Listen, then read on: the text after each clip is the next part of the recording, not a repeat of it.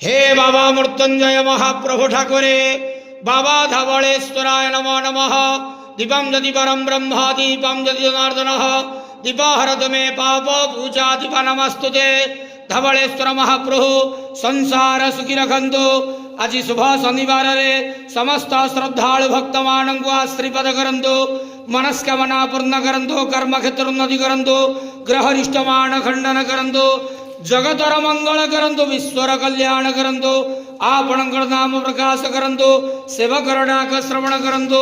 समस्त गुआवसा भक्त मानकर मनस्कामना पूर्ण करंतु। महाप्रभु धवलेश्वराय नमः। संसार सुखी रखंतु आनंद के वार। हरि बोलो। आज शुभ शनिवार रे समस्त श्रद्धालु भक्त मान को आश्रीपद करंतु आनंद के वार। हरि बोलो। हर हर महादेव शिव शंभो। बाबा धवलेश्वराय नमो नमः। ओम नमः शिवाय।